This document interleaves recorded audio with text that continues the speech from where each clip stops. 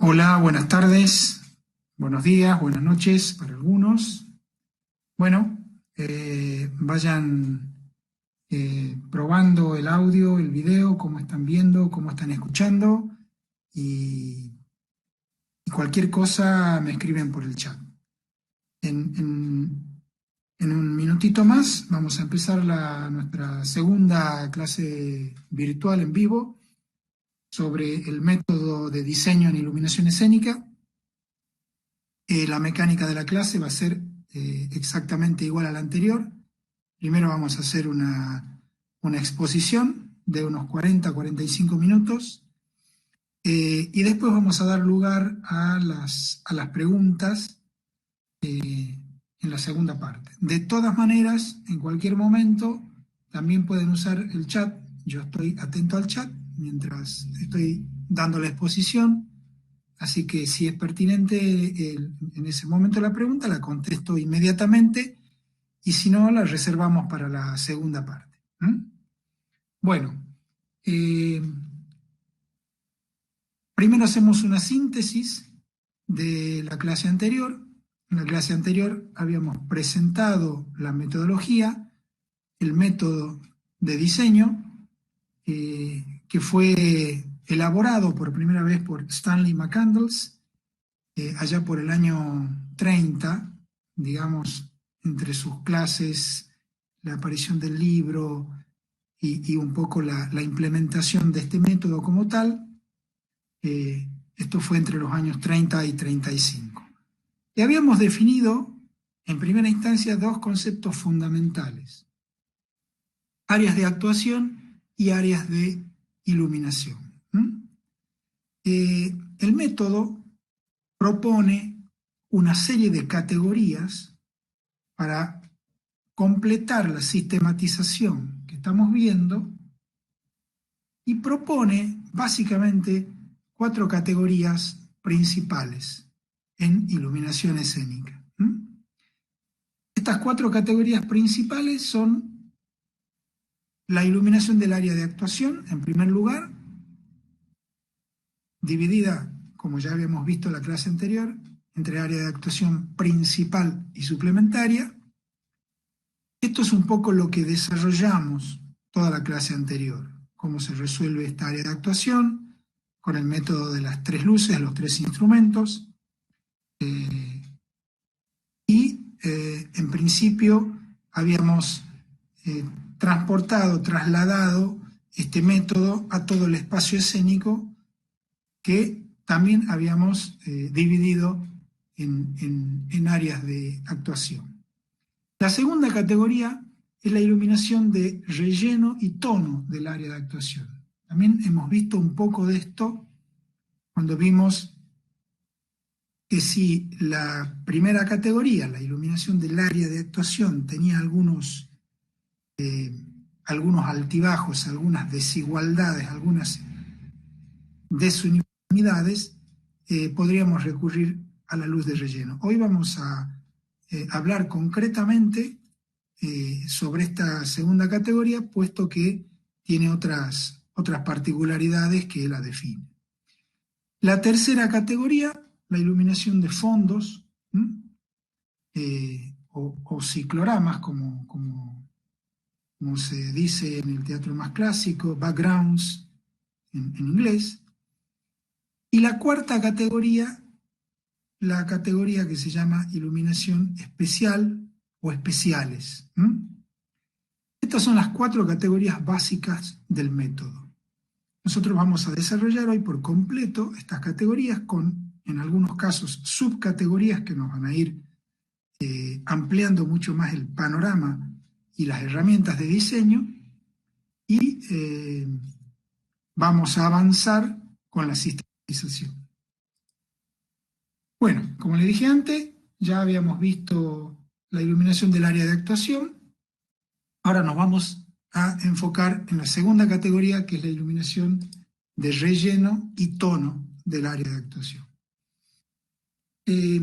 Bueno, ya habíamos visto que en principio los 3 instrumentos básicos de área de actuación tenían como objetivo fundamental resolver y asegurar la visibilidad, y además ajustando ambos instrumentos frontales, izquierdo y derecho, a niveles diferenciados, eso también nos ayudaba a cumplir el objetivo del modelado y ya era en sí una herramienta compositiva, ya nos podía aportar en lo que a composición se refiere.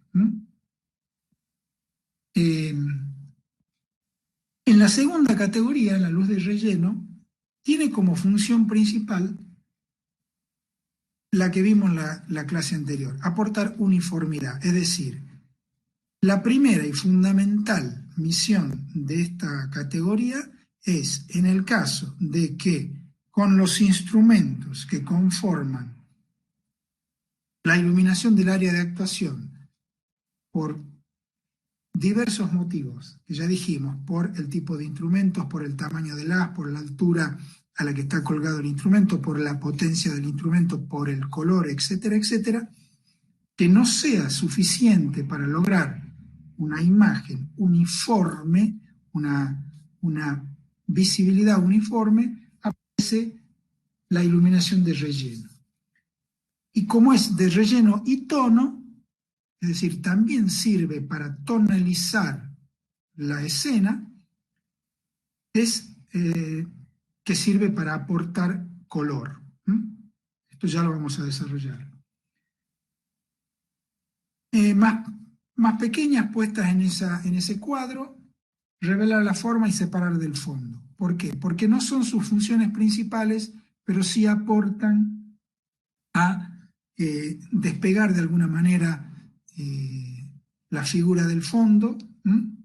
Entonces también las ponemos como funciones secundarias. Toda iluminación de relleno, como tal, como su función lo indica y como la definición que acabamos de dar lo indica, una iluminación que no debe competir contra la iluminación principal del área de actuación. Es decir, no debe tratar de competir contra la iluminación clave o la key light. Entonces, en general, esta iluminación es de un nivel medio a bajo, una iluminación suave, una iluminación que tiende a ser como un baño uniforme. Por lo tanto, en general, se usan direcciones que tienen que ver con la eficacia de estos instrumentos para bañar y para rellenar, que son luces laterales y son luces frontales, tanto altos como bajos.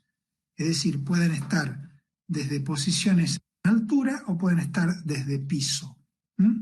Una de las clásicas luces de relleno frontales bajos son los que nosotros hemos visto muchísimas veces y conocemos como candilejas, que tienen la misión de rellenar desde abajo y un poco contribuir a eliminar la dureza de las sombras que produce la iluminación desde arriba. Esta es la más clásica iluminación de relleno que la conocemos todos. Para ello, como las características son de una luz muy suave, muy blanda, diríamos, muy soft, es que se usan instrumentos de tipo Fresneles. Instrumentos que ya todos ustedes seguramente conocen y han visto en los apuntes de los temas anteriores. También se utilizan dos tonos de color. Cuando hablamos de relleno, ya hemos visto también en el tema color, que al mezclar dos colores complementarios obtenemos color blanco. Entonces, en general, esto también nos permite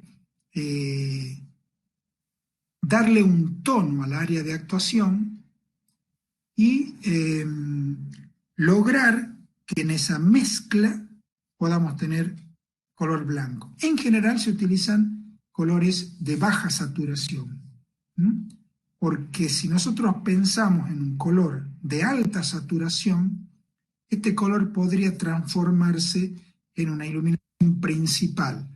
Por el peso propio que tiene el color en la escena, si el color es muy saturado, ya el color nos está dando un mensaje, ya está siendo portador de un discurso. Acá vemos, siguiendo con el ejemplo que habíamos visto la clase anterior, cómo podemos usar rellenos frontales en pares de instrumentos para cada área, uno de color más frío y otro de color más cálido. En este caso tenemos frontales altos, es decir, en la misma posición primera que usábamos en el ejemplo anterior. En este caso también tenemos una mezcla de dos instrumentos frío y cálido, pero en este caso estos instrumentos están ubicados lateralmente, es decir, están ubicados en calles. Esta es la iluminación, como ya también en alguna de las preguntas dijimos en la clase anterior, que se utiliza mucho en danza. Bueno, ya también vamos a desarrollar ejemplos de todas estas categorías más adelante. Vamos a la tercera categoría, que es la iluminación de los fondos, o cicloramas. Esta iluminación, esta característica de utilizar un fondo, ustedes piensen que una vez que hemos resuelto las áreas de actuación y los espacios circundantes con las dos primeras categorías, seguramente tendremos una buena visibilidad y un buen modelado en todo el espacio escénico. Ahora toda esta imagen está contrastada contra un fondo, y un fondo que en general ocupa todo el espacio escénico, tanto en ancho como en alto. Por lo tanto, es un fondo de una superficie muy importante como para no tenerla en cuenta. Además, esta superficie puede ser o lisa, puede incluir elementos escenográficos como entradas, puertas, ventanas, puede ser utilizado para proyectar grandes imágenes. Así que en realidad esta categoría es la que nos permite utilizar este ciclorama como un gran lienzo, una gran pintura que permite trabajar básicamente con el tercer objetivo, que es la composición. El ciclorama básicamente nos permite componer.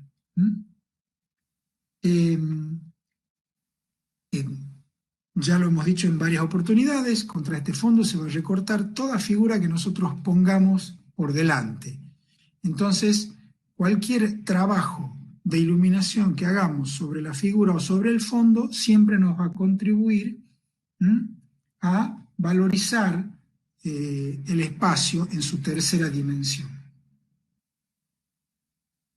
Aquí quiero detenerme un segundo y hablar de la cámara negra, que es por ahí uno de los formatos escénicos que más se utilizan. Cuando hablamos de cámara negra, hablamos de el conjunto de textiles, de cortinados, que limitan el espacio escénico. Hablamos de patas, hablamos de bambalinas y hablamos de telón de fondo. La cámara negra tiene como función principal absorber la luz. Cuando mayor capacidad de absorción de luz tenga la tela o el material que utilicemos de cámara negra, mejor para los fines que se utiliza la cámara negra, que ahora vamos a ir detenidamente explicándolo. Uno de los materiales que más se usa es el terciopelo negro por su capacidad de absorción de luz. El terciopelo es uno de los textiles que mayor capacidad de absorción de luz tiene.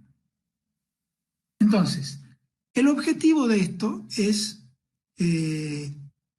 al tener toda esta cámara negra, incluso en muchos casos el piso negro, esto hace desaparecer a la vista del espectador toda referencia espacial.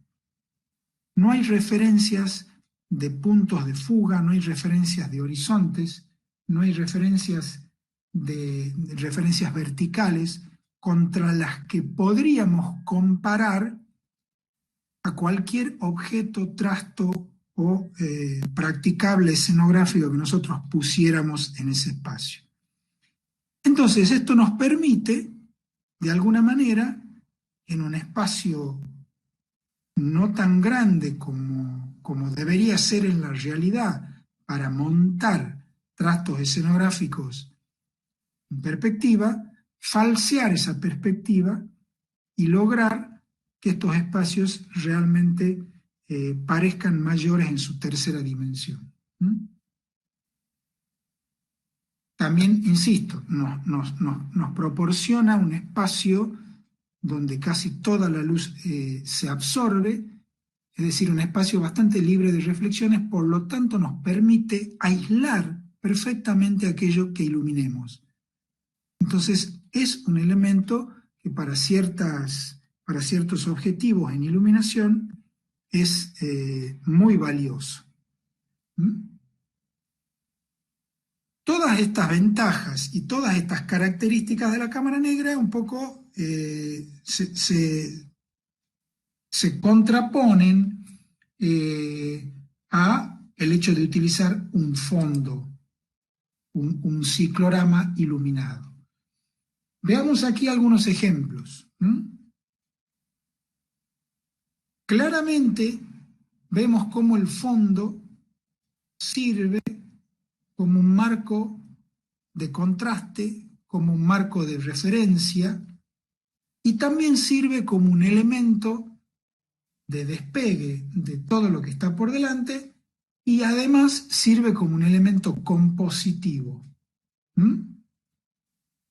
Con muy pocos recursos de iluminación, de instrumentos de iluminación, uno puede generar climas, uno puede generar paso del tiempo, uno puede generar horas del día. Y si además incorporamos imágenes, ya sea realistas, concretas o abstractas, también nos permite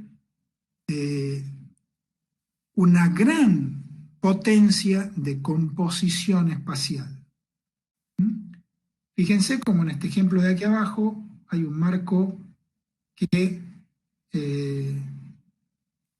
destaca perfectamente toda figura que uno pone contra ese marco. Hay casos en los que eso es usado compositivamente, como en este caso y en este caso. Entonces, el ciclorama no tiene por qué ser rectangular o cuadrado, puede tomar distintas formas, tampoco tiene que ser rectilíneo, puede ser curvado, etc. En contraposición, acá tenemos algunos ejemplos de cámara negra.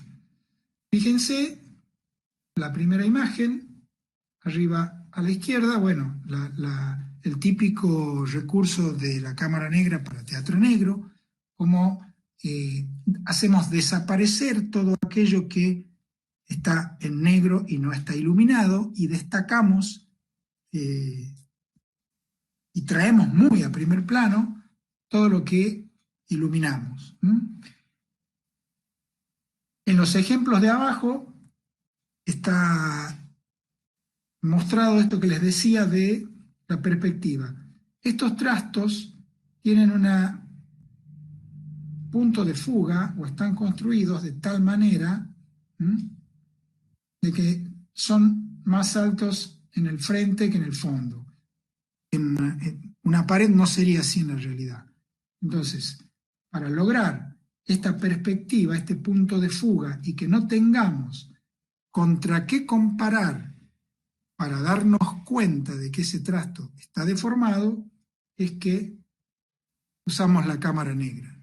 La cámara negra elimina cualquier referencia, horizontal, vertical, punto de horizonte, etc. Esta es la diferencia fundamental.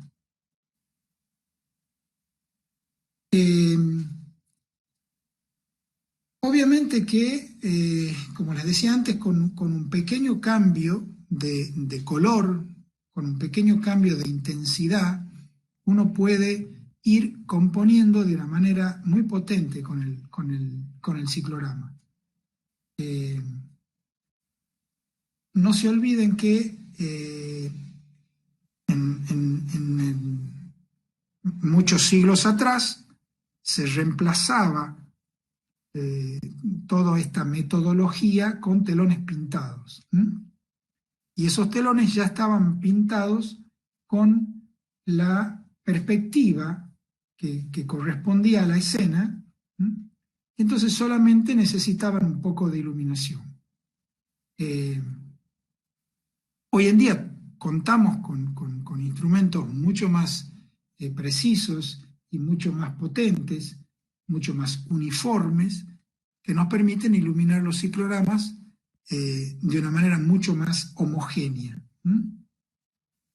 Acá vemos a la derecha el ejemplo, como cambiando la iluminación del ciclorama y obviamente acompañando el color con el que estoy iluminando la escena, hago un cambio temporal drástico entre noche y día. Acá también tendríamos para apuntar que seguramente si tuviéramos las luces de relleno en colores fríos y cálidos, en la escena de arriba se utilizan mayormente las luces de relleno frías y en la escena de abajo mayormente las luces de relleno cálida para acompañar a esta composición. Esta es la manera en cómo las luces de relleno también nos acompañan en lo compositivo.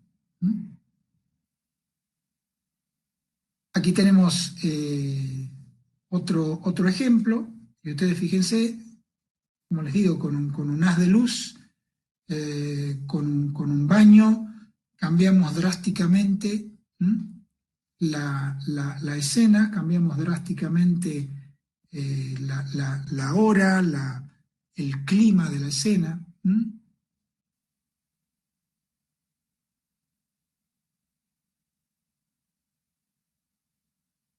Bueno, como venimos diciendo, a modo de resumen, la iluminación del ciclorama tiene como función principal iluminar el fondo, producir efectos de cielo, paisaje, etc., componer plástica o visualmente la escena, y sí, en este caso, concretamente, separar el actor del fondo, separar los objetos del fondo.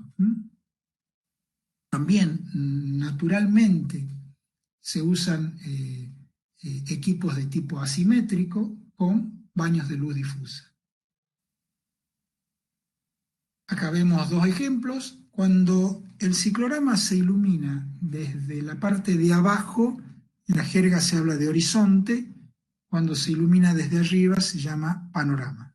Esto es simplemente a modo de ir conociendo la jerga, que, aclaro, no es igual en todos los países tampoco. Bueno, acá tenemos un ejemplo de un ciclorama que no es ni rectangular ni rectilíneo, todo lo contrario, es un ciclorama absolutamente curvo, y cómo está usado no solamente desde la iluminación, sino también desde su conformación espacial para aportar a la escena, aportar a la puesta. ¿Mm?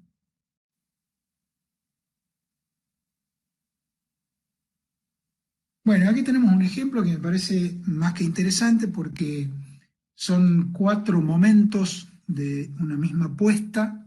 ¿Mm? Y ustedes fíjense cómo el solo cambio de la iluminación del ciclorama, que actúa como una fuerte, una potente herramienta compositiva, acompañada con, obviamente, iluminación en la escena, acorde a la hora del día, al momento, etcétera, podemos producir grandes impactos y grandes diferencias en la percepción de la imagen. En la primera imagen de arriba a la izquierda, seguramente podemos lograr esa circunferencia con algún equipo común. Digamos, no necesitamos nada eh, importante ni equipos especiales para lograr eso. Fíjense que la imagen de arriba de la derecha es el mismo círculo que se ha achicado un poco y se le ha dado un baño azul, sugiriendo el avance de la noche, el avance de la salida de la luna. La imagen que está abajo a la derecha sigue siendo este mismo clima, este mismo avance con la luna más pequeña, y al final hay como un efecto con un gobo, con algún tipo de proyección, donde aparentemente estarían como tratando de mostrar un eclipse, pero bueno, lo importante es cómo va cambiando la percepción de la escena, ¿m? Con recursos muy simples, muy sencillos y muy fáciles de aplicar. Otro ejemplo más, acá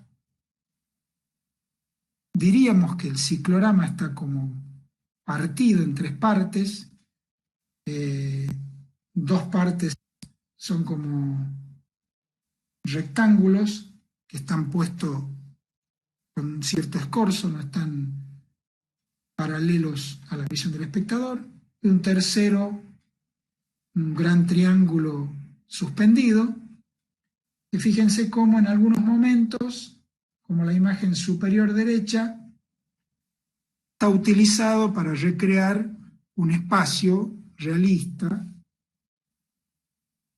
con ventanas, con decorados, con lámparas, mientras que en otros momentos está utilizado de otras maneras, ¿m? Que ya no son tan realistas, pero aportan grandemente a la composición de esa imagen. ¿M? Aquí está usado como una claraboya, donde uno ve el cielo de distintas formas, y los paneles posteriores también están como reflejando imágenes. ¿M?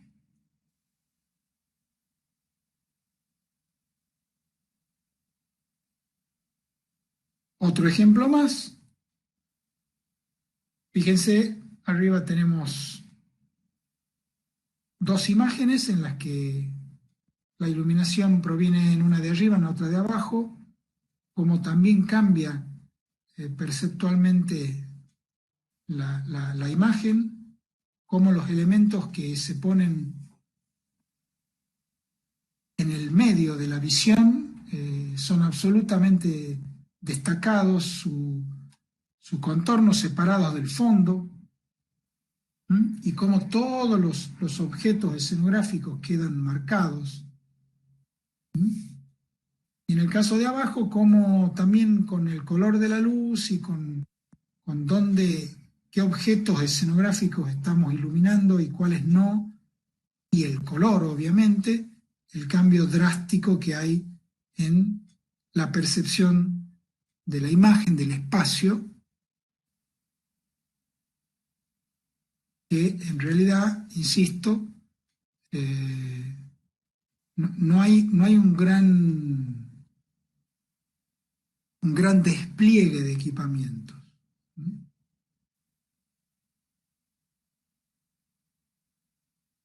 ¿Cómo se logra la iluminación de esos fondos? Primero vamos a ver la forma clásica, la forma tradicional, que es eh, módulos de instrumentos de tipo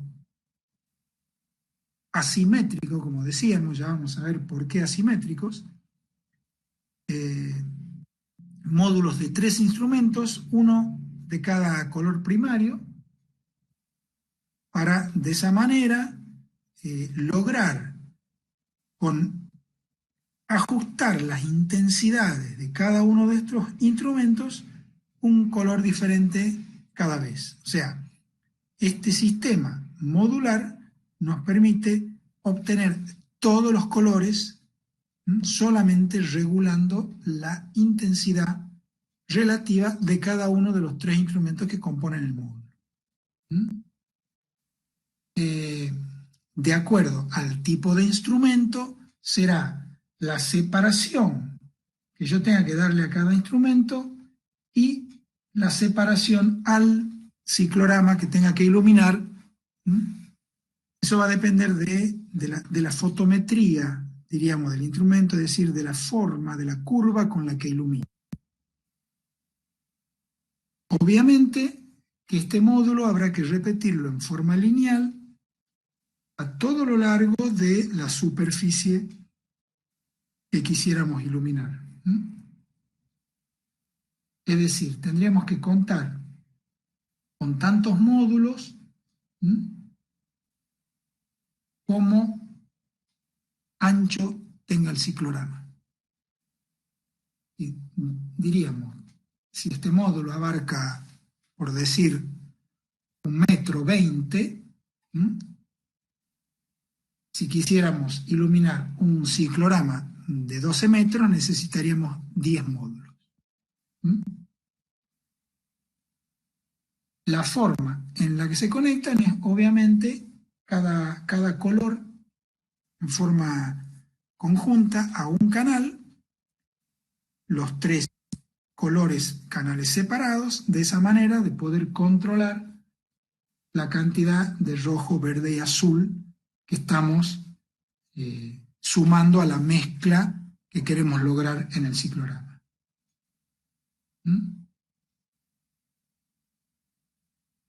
Hoy en día, la llegada del LED ha empezado un poco a revolucionar y a cambiar drásticamente la forma de trabajo. No lo conceptual, para nada. Todo lo que ustedes han visto en el tema color y todo lo que han visto en el tema filtros y todo lo que estamos viendo acá es absolutamente válido, solo cambia la tecnología de la fuente y la posibilidad del cambio de color sin tener que incorporar filtros para cada color, sino que con un simple cambio en la consola podemos lograr infinitas gamas de colores.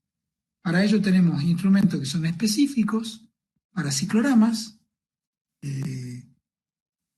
y lo que ahora se está usando con mucha frecuencia, instrumentos de LED de tipo lineal, donde,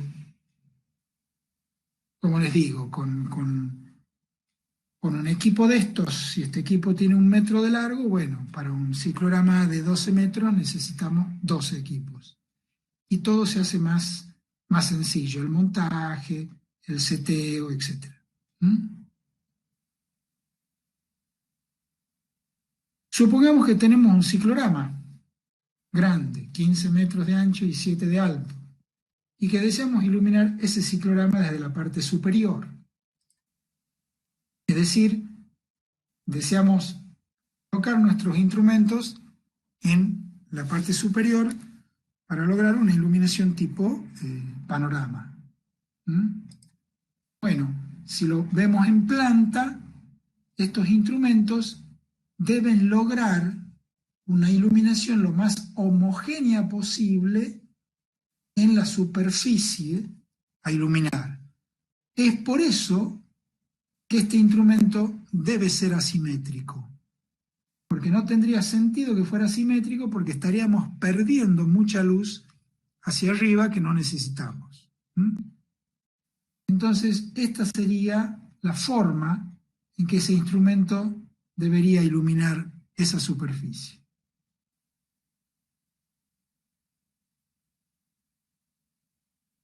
La separación de estos instrumentos debería ser tal a que en el área que queremos iluminar lográramos una superposición de los haces de luz que me diera en esta zona, que es la que está marcada en esta imagen, que me diera una iluminación homogénea. Obviamente que estamos hablando de obtener una iluminación homogénea. Podemos decidir que no sea homogénea, podemos decidir que sean haces marcados, podemos tomar muchas decisiones de diseño. Esto está resolviendo una superficie homogénea, homogéneamente iluminada.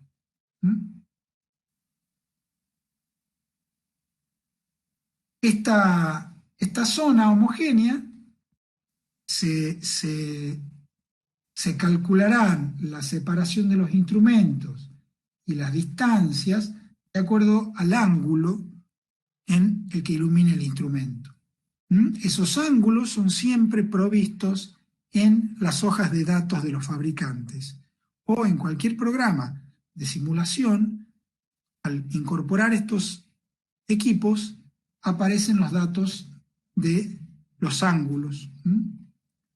Normalmente aparecen dos ángulos, vertical y horizontal, porque como dijimos, como es un instrumento asimétrico, ese instrumento no ilumina de la misma forma en vertical que en horizontal. Entonces ustedes van a ver en general dos ángulos. Bueno, avanzando con la metodología, llegamos a la última categoría, que es la iluminación especial. En realidad, esta categoría es un poco la que marca las diferencias entre un diseño y otro. Es acá, un poco en la anterior, la iluminación de los fondos, más los especiales, donde cada diseñador pone su sello. Porque si suponemos que todos los diseñadores manejan el método, las dos primeras categorías todo el mundo las resolvería más o menos igual. Y todas las puestas hasta ese momento serían iguales desde el punto de vista de la iluminación, salvo por el color. En este caso, hemos llegado resolviendo las tres categorías anteriores, entonces hemos garantizado que las áreas de actuación estén perfectamente visibles, perfectamente modeladas. Hemos logrado componer con nuestro ciclorama y con nuestras luces de relleno de color nuestro espacio escénico, y ahora abordamos esta cuarta categoría, que es en la que uno en general pone mayor esfuerzo creativo y compositivo, que es la de las luces especiales. Insisto, lo que nosotros estamos tratando de hacer es estandarizar nuestro diseño de iluminación. Y hasta acá vamos definiendo categorías, vamos definiendo conceptos como áreas de actuación, áreas de iluminación, vamos definiendo sistemas como el sistema de las tres luces para estandarizar. Esta estandarización es necesaria para lograr un trabajo más eficiente, más rápido, para limitar las variables de diseño, porque por ahí uno a veces se enfrenta con cierto diseño y en general, cuando uno no tiene una metodología, empieza por los especiales, empieza pensando, en esta escena el actor está parado acá, entonces le pongo una luz azul para que, cuando eso es un especial, eso deberíamos llevarlo a este momento, a esta instancia que es después de haber resuelto todas las primeras categorías. Entonces, en ese sentido, los especiales también se pueden subdividir en 4 categorías, que son estas que están acá en este cuadro. La iluminación de énfasis y de áreas de actuación especiales, la iluminación motivada, que en los libros en inglés se llama Motivating Light. Esta traducción es la más rara, la más diferente de todas. Algunos le llaman iluminación motivante, pero en general es motivada, ya vamos a ver por qué. La tercera subcategoría es la iluminación de la escenografía, y la cuarta es efectos especiales o proyecciones si los hubiera. Es decir, estas son las 4 subcategorías en las que se divide la categoría de iluminación especial. La primera es la iluminación de énfasis. Aunque tengamos resuelta nuestra iluminación de área de actuación perfectamente y nuestra iluminación de relleno, seguramente toda puesta tiene momentos, sectores particulares de algún detalle escénico, posiciones especiales donde transcurre alguna acción escénica importante, que merece alguna iluminación distintiva a todas las que ya venimos utilizando. Entradas y salidas de actores, gestos escénicos, lugares donde uno quiere destacar con mayor intensidad acción escénica, requiere una luz especial. En general, cada tarea o cada objetivo de este tipo requiere un instrumento independiente, mínimamente, o 2 o 3 o más, pero mínimamente un instrumento independiente. En general se utilizan instrumentos con lente, instrumentos con mucha capacidad de enfoque, porque estos destaques en general son justamente, el objetivo es lograr destacar esa acción. Entonces, cuando más podamos enfocar con precisión ese espacio, mejor vamos a destacar. Veamos un ejemplo. Fíjense ustedes que en esta imagen cada actor tiene su rostro iluminado con un color y con un ángulo también particular, que cuando no nos coincide con los instrumentos del área de actuación es donde debemos usar un especial. Este es el caso. Cada uno de estos actores tiene destacado en un color que obviamente está en absoluta armonía con los colores generales que estamos viendo en la puesta,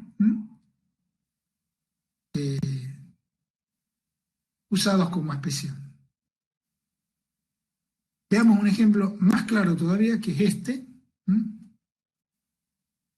que hay un instrumento específico para iluminar esa mano de ese actor en ese momento. Ese especial puede durar segundos. ¿Y necesitamos un instrumento independiente? Sí, porque difícilmente tengamos un instrumento con ese ángulo para alguna otra función.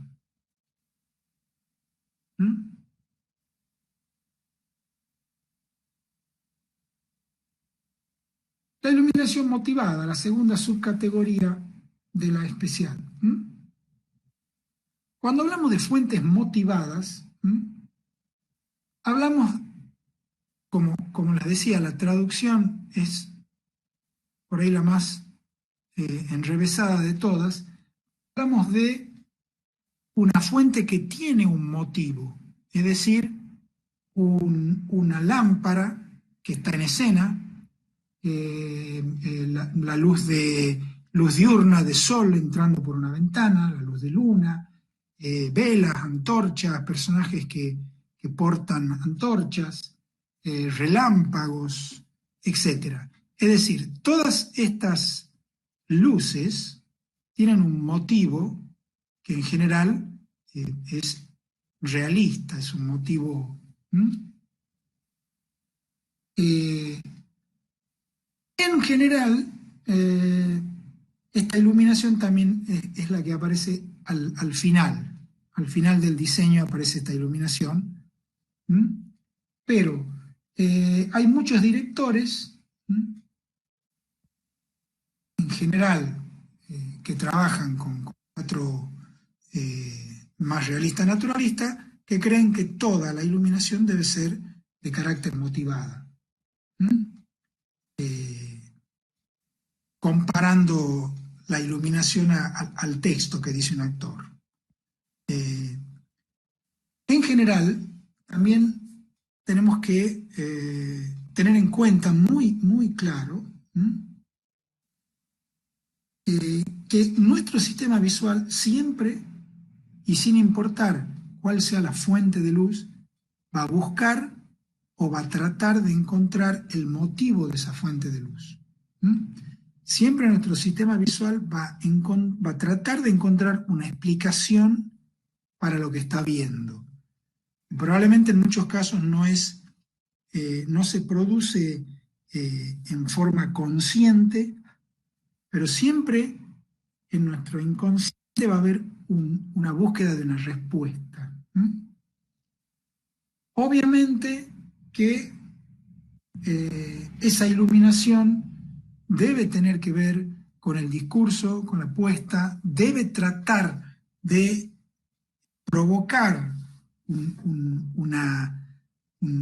sentimiento en el espectador, una reacción, una respuesta. Es decir, no son en ningún caso luces decorativas. Siempre estamos acompañando el discurso, siempre estamos acompañando la acción. Entonces, y también es interesante preguntarse, esto obviamente da para casi diría un taller completo, la posibilidad hasta dónde el público acepta determinados efectos o determinadas luces motivadas como tales. Es decir, hasta dónde uno puede utilizar esa iluminación compositivamente y puede ir abstrayéndola de la fuente que la genera y que siga contribuyendo a la escena y a la interpretación del espectador. Es un debate interesantísimo. Creo que con muchos de los ejemplos de las imágenes que estamos viendo, eso se puede plantear tranquilamente. Bueno, aquí vemos en un primer ejemplo lámparas que concretamente son iluminación motivada, que aparecen como tales.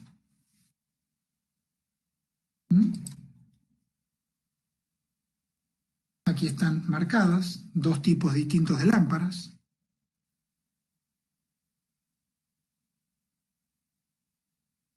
Y vamos a la cuarta y última categoría, que es la iluminación de la escenografía.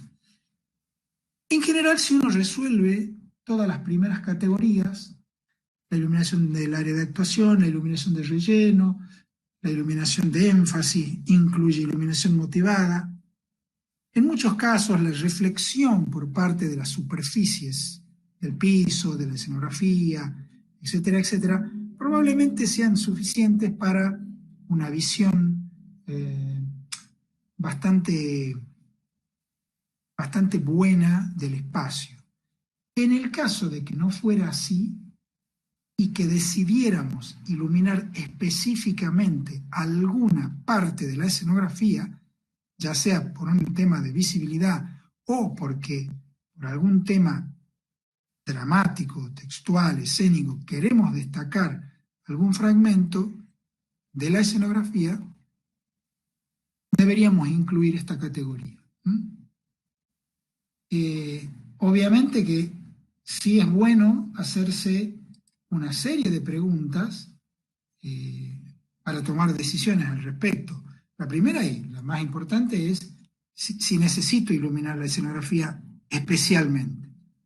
Si eso no va a provocar una sobreiluminación o una sobreexposición de algo que realmente no necesitamos.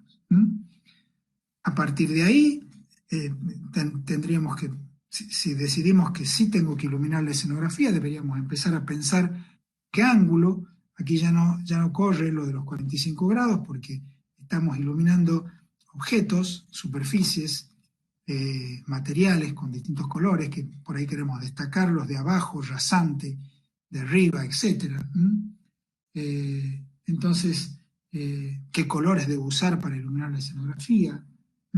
Etcétera, etcétera. Entonces, contestando todas estas preguntas, puedo tomar la decisión de iluminar la escenografía.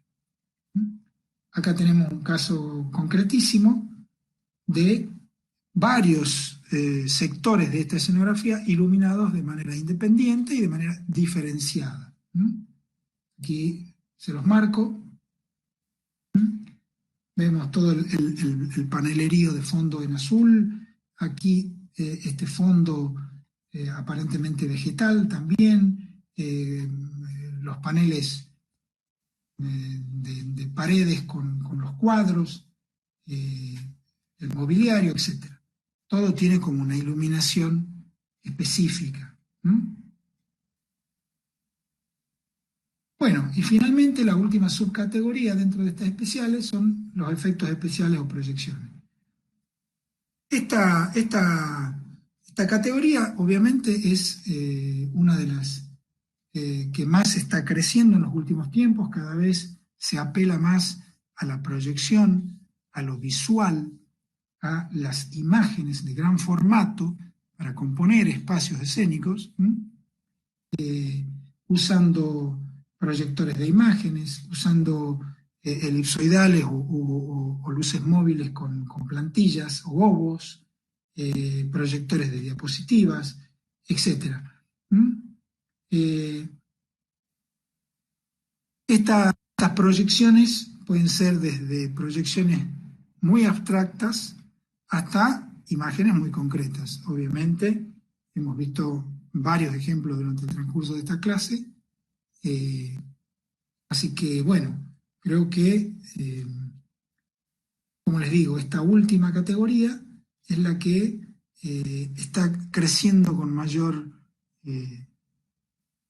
velocidad en las puestas modernas. Tan es así que está, en realidad, en un principio, la responsabilidad de todo lo que era video empezó a caer sobre el diseñador de iluminación. Ahora, al cobrar tanta magnitud, está apareciendo, bueno, el técnico de video también en los planteles técnicos, pero seguramente todo lo que es imagen, seguramente está coordinado desde un solo lugar, desde una sola cabeza, o desde un equipo, pero que trabaja incorporando todos estos elementos a un diseño común. Bueno, esta placa es la última de la clase de hoy, es un poco la síntesis de las distintas categorías y subcategorías. Este sería el método condensado, resumido, y déjenme terminar esta primera parte diciendo dos cosas. Primero, en la clase que viene vamos a ver concretamente todas las categorías de este método aplicadas a ejemplos concretos. Vamos a seguir con lo que veníamos haciendo en la primera clase y vamos a trabajar con distintos espacios escénicos para ir viendo cómo cada uno de estas categorías se va haciendo práctica. Y la segunda es que el objetivo fundamental de todo esto es sistematizar el diseño, es decir, poder encontrarnos con una propuesta, con un espacio escénico, con un texto, con el género que fuere, la disciplina que fuere, y poder encarar y resolver las cuestiones básicas que toda apuesta debe resolver de una manera efectiva, rápida y práctica, ¿m? Y que no queden lugares sin resolver. Y a partir de ahí, siguiendo con las últimas categorías, aplicar toda nuestra creatividad, aplicar toda nuestra, nuestra, nuestras ganas de empezar a aportar, ¿m?, al esquema que hemos desarrollado. No olvidemos el ejemplo del músico. Una vez que el esquema está aprendido y está dominado, uno puede despegarse del esquema y empezar a crear cosas nuevas, cosas originales. ¿M? Puede empezar a hacer aportes reales, a que si tiene que estar mucho tiempo resolviendo muchas variables, como las iluminaciones básicas, la iluminación de visibilidad, de modelado, etcétera, etcétera. ¿M? Bueno, hasta aquí llegamos. Nos tomamos 5 minutos y retomamos después con las preguntas. ¿M?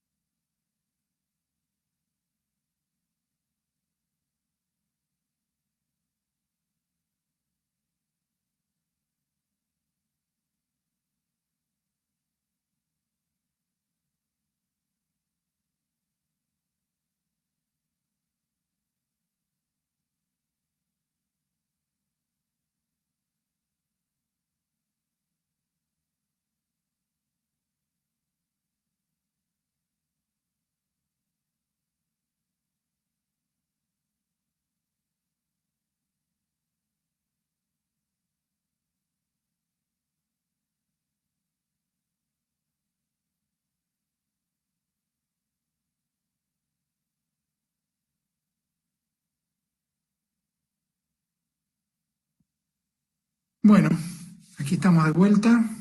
Eh, Les quería recordar también que la próxima clase y nuestra última clase en vivo es el día 21 a este mismo horario. Así que las clases siempre están disponibles en los formatos en los que venimos trabajando siempre, que es PowerPoint y PDF. El mismo contenido que ustedes han visto hoy en la clase está disponible en esos formatos. La clase queda grabada, disponible por una semana, después queda en formato de video.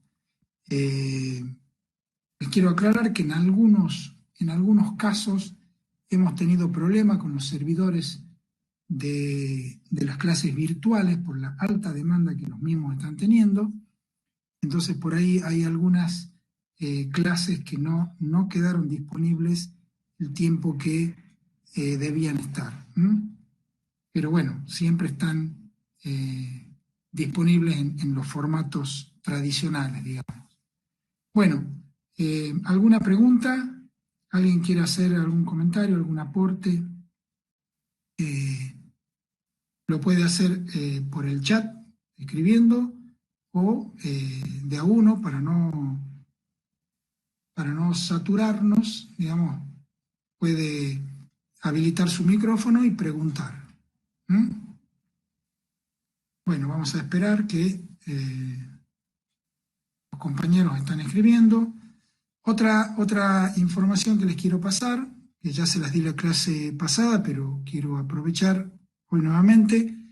En breve se habilita un trabajo práctico correspondiente a este tema.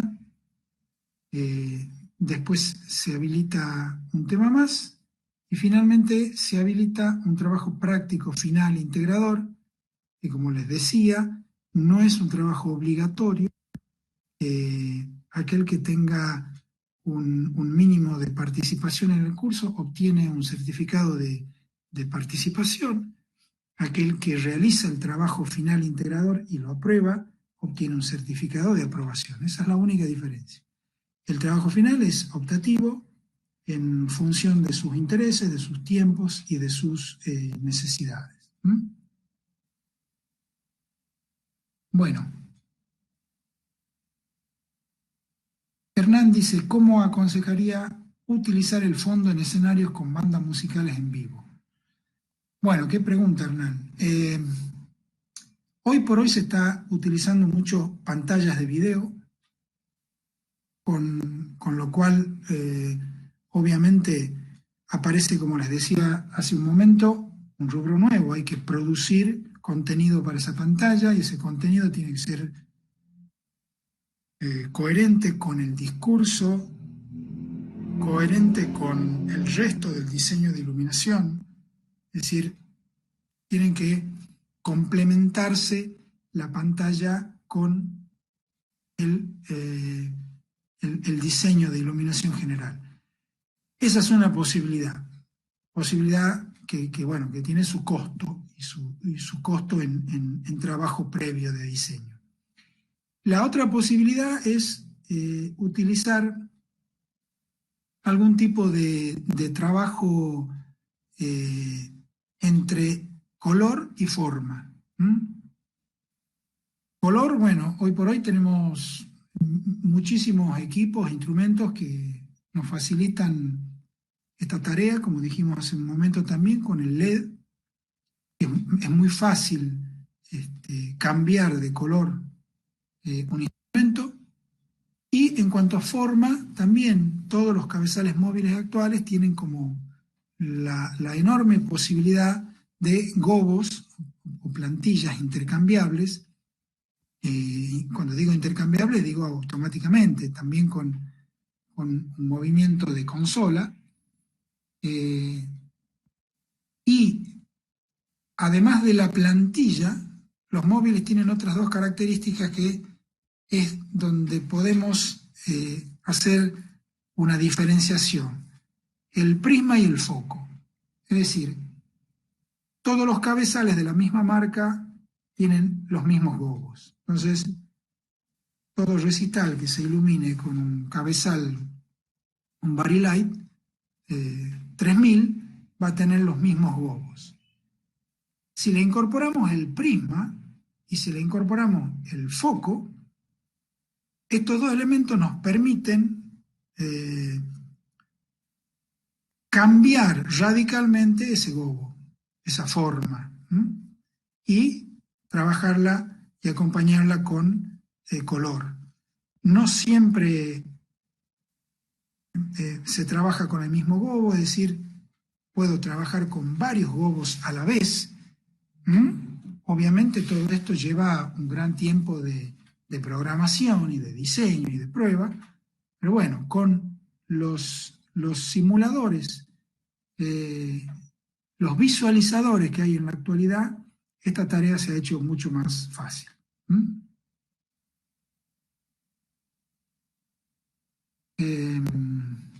Bueno, ¿alguna otra pregunta? ¿Alguien quiere? Carolina dice, ¿el ciclorama puede estar iluminado desde la parte posterior? Bien. Sí, perfectamente el ciclorama puede estar iluminado de la parte posterior. ¿Cuál es el tema? El tema es que si lo iluminamos de la parte anterior, la luz refleja en ese ciclorama y nos da un nivel, un brillo, un color. Si estamos iluminando desde atrás del ciclorama, la luz tiene que atravesar el ciclorama. Con lo cual, vamos a tener que elegir muy cuidadosamente el material del ciclorama que utilicemos. Vienen cicloramas y vienen telas especiales para retroproyección, es decir, para proyectar imágenes desde atrás, que también se pueden utilizar para iluminar desde atrás. Pero básicamente lo que tenés que considerar, en este caso, es el material y cómo la luz desde atrás va a atravesar, con qué intensidad va a atravesar ese ciclorama. Pero perfectamente se puede iluminar desde atrás. Inés dice, ¿qué programas de simulación de iluminación recomienda? Algunos se pueden bajar gratis. Mira, el tema que viene, el tema 8, habla de los software de iluminación, de las distintas categorías, tanto aquellos para simplemente graficar planos, como aquellos para realizar simulaciones y render, como aquellos ya para programar consolas. Nosotros tenemos muchísimos años probando y trabajando con, les diría que prácticamente todos los software que hay en el mercado. Y nosotros hemos elegido el Capture. Ahí les voy a poner, les voy a escribir para que les quede anotado, que es con el que hacemos todas las imágenes y todas las simulaciones que ustedes están viendo en las clases. ¿Por qué? Porque el programa cumple con varios requisitos que nosotros siempre hemos exigido a los programas. Primero, sencillez. Es una de las plataformas más sencillas. Segundo, prestaciones. Es un programa que realiza las tres cosas: dibujo de planos, visualización y programación y conexión con consola. Tercero, costo. Es un programa en relación a los otros programas, que en algunos casos son los estándares, muchísimo más económico, con un sistema de licencias mucho más económico y de renovaciones de licencias más económicos, y un programa que se actualiza a cada instante, programa que mantiene sus librerías de equipos absolutamente actualizadas y permite cuestiones como exportar objetos 3D desde SketchUp y desde otras plataformas 3D que hacen que el modelado sea realmente un proceso bastante amigable. Los otros programas, nombro dos, no porque sean programas malos para nada. Uno es el Vectorworks Spotlight, el otro es el WYSIWYG, que son programas de una interfaz de CAD muy compleja. A diferencia del Capture, que su interfaz de CAD, es muy simple. Carolina pregunta qué materiales son los recomendados. Acá no hay ninguna recomendación porque por un lado tenés materiales prefabricados, que hay empresas que se dedican a esa fabricación. Ejemplo, hay una empresa italiana que se llama Peroni. También les escribo el nombre, investiguen.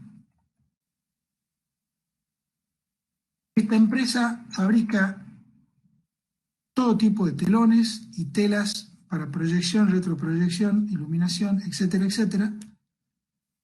Obviamente, como son telas especiales fabricadas para ello, con un montón de requisitos y con un montón de normas a cumplir, son elementos caros. Lo que queda es la investigación. Normalmente, textiles como todo tipo de algodones claros, en distinta trama, en distinta densidad de la trama, lienzos, liencillos, etcétera, funcionan muy, pero muy bien. Y actualmente hay un montón de materiales de tipo plástico que también funcionan muy bien.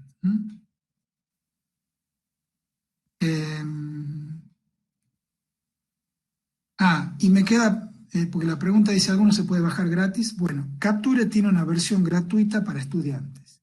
Esa es la última razón que me queda en el tintero. El único software hasta acá que tiene una versión gratuita, es limitada, pero es gratuita. Nosotros en 15 días lanzamos un curso de Capture, porque la verdad es un programa que ha crecido exponencialmente en los últimos años. Nosotros lo usamos hace casi 15 años y muchísima gente nos ha solicitado formación en la utilización de este programa.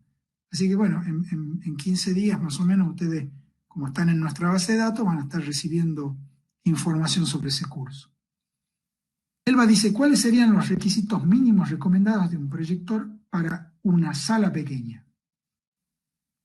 Bueno, lo primero que tenemos que pensar es desde dónde vamos a proyectar, hacia dónde vamos a proyectar. Si nosotros pensamos en la situación, digamos, más estándar, que es proyectar desde la primera cara o desde el proscenio hacia el fondo, y tenemos, por decirlo de alguna manera, 7, 8 metros en promedio,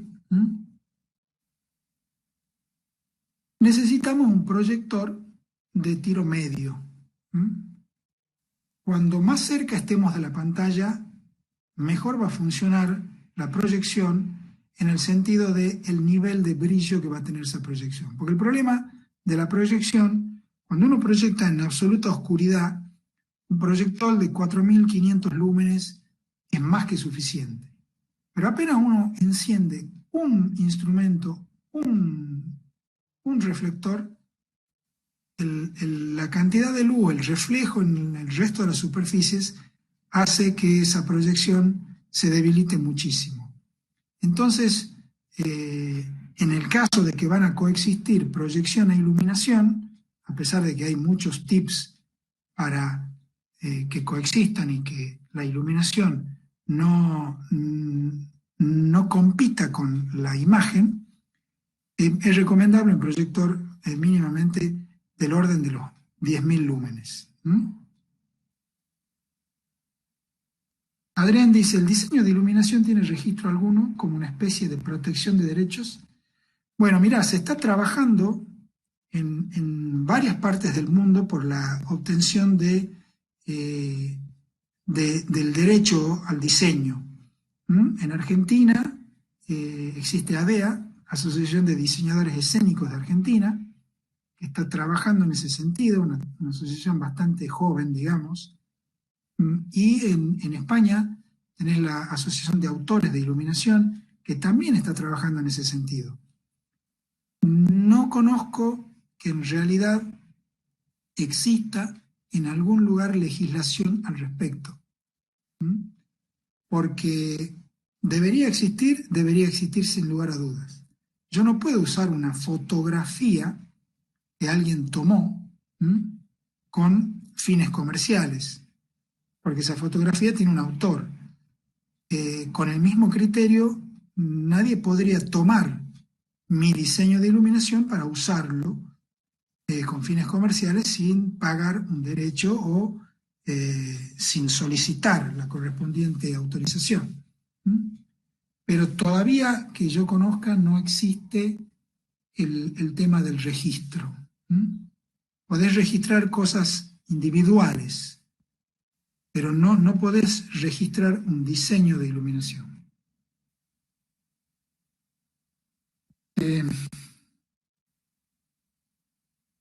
Bueno, ¿alguna otra pregunta? Sí, acá hay compañeros que están escribiendo, vamos a esperar que terminen. Adrián, acerca de los tips de iluminación para que no compita con la proyección de video, ¿se refiere a las direcciones de la luz para no impactar a la pantalla o alguna medida de luz en particular? Claro, hay varios tips. El primero y más obvio es que ningún instrumento de iluminación impacte directamente en la pantalla de proyección. También otro tip es reducir el reflejo, porque toda esa luz que no pegue en la pantalla, pero que pega en el piso va a reflejar luz hacia la pantalla con toda seguridad. Entonces otro tip es oscurecer el piso o con algún material tipo linóleo negro, o pintándolo de negro, para evitar al máximo ese rebote. En este caso, la cámara negra sí sería muy útil para evitar que los rebotes de iluminación le peguen a la pantalla. Obviamente la coexistencia de escenas muy iluminadas con proyecciones, tratar de, cuando hay proyección, ver cómo darle prioridad a la proyección por sobre la escena iluminada. Bueno, todo este tipo de tips, el color de la luz, cuando utilizamos colores que están en los rangos extremos, azul o rojo, es una luz que va a impactar mucho menos en el brillo de la imagen que si tenemos luces verdes o amarillas. Y esa serie de recomendaciones que cuando uno empieza a trabajar con proyecciones, uno empieza naturalmente a aplicarlas. De todas maneras, la popularización de las pantallas de LED también está haciendo que se utilicen menos proyectores de video, salvo en los casos que se quiera hacer algún tipo de mapeo, que no se puede hacer con una pantalla de LED, pero también los proyectores de video están evolucionando muchísimo en cuanto a potencia, en cuanto a tipo de lámpara. Ya empiezan a aparecer los proyectores de lámpara LED, sustituyendo también a las lámparas de descarga con mucha mayor luminosidad a menor potencia y menor consumo, menor calor. Así que, bueno, creo que tenemos tecnológicamente hablando un enorme futuro por delante en cuanto a la velocidad con la que todo el equipamiento, diríamos, para usar una palabra genérica, el hardware de iluminación, está avanzando. También el software. La mayor parte de las consolas se han transformado en pequeñas computadoras y las computadoras comunes de escritorio pueden usarse para correr software de consolas. Así que bueno, seguramente, como les digo, la tecnología siempre va a ser un apoyo para nuestro trabajo de diseño. Bueno, si no hay otra pregunta, estamos en horario. Eh, Les agradezco muchísimo a todos su presencia, su tiempo, su interés en los contenidos. Les recuerdo la próxima clase, el 21, nuestra última clase en vivo, eh, con la cual terminaríamos el método. ¿Mm? Y a partir de ahí se va a dar lugar a la apertura de los trabajos prácticos para poner en práctica todo este material que estamos viendo en forma teórica. Bueno, muchísimas gracias a todos, buenas tardes y cuídense mucho.